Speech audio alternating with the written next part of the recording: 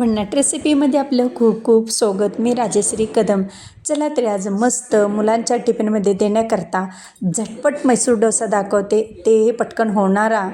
तर त्यासाठी एक गाजर घेतलेलं आहे आणि ते कट करून आता मिक्सरमध्ये घालून घ्यायचं आहे. पाऊण वाटी तांदळाचं पीठ आणि पाऊण वाटी रवा घ्यायचा आहे.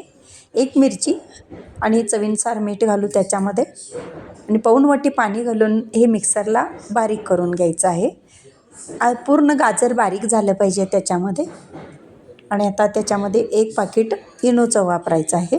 आता पूर्ण मी एक पाकीट यूज केलेलं आहे. हे पूर्ण संपूर्ण घालून घ्यायचं आहे आणि मिक्स करून घेऊ व्यवस्थित. जास्त पण ते ढवळत राहायचं नाही, नाहीतर काय होतं, सोडा लगेच ॲक्टिव्ह होतो आणि मग कुठलाही पदार्थ करायला गेला की तो खाली बसतो.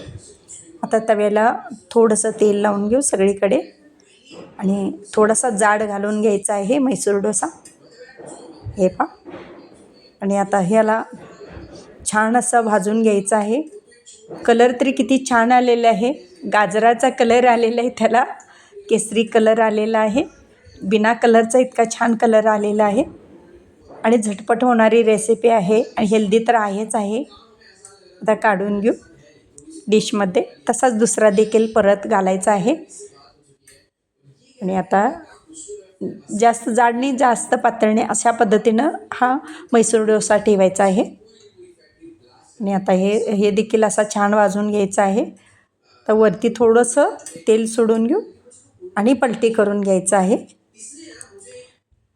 झटपट होणारी रेसिपी मुलांच्या टिफिनमध्ये. मग हलकंसं ते दही असतं ना, त्या दह्याला थोडंसं लाल तिखट आणि मिरचीची फोडणी द्यायची. खूप छान त्याच्याबरोबर मैसूर डोशाबरोबर छान लागतो तो. नसेल तर खोबऱ्याची चटणीबरोबर तुम्ही मुलांना टिफिनमध्ये देऊ शकता.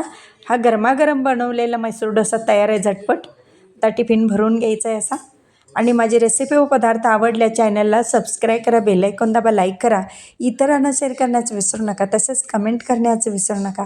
आपल्यासाठी असेच नवनवीन पदार्थांनी तोपर्यंत धन्यवाद.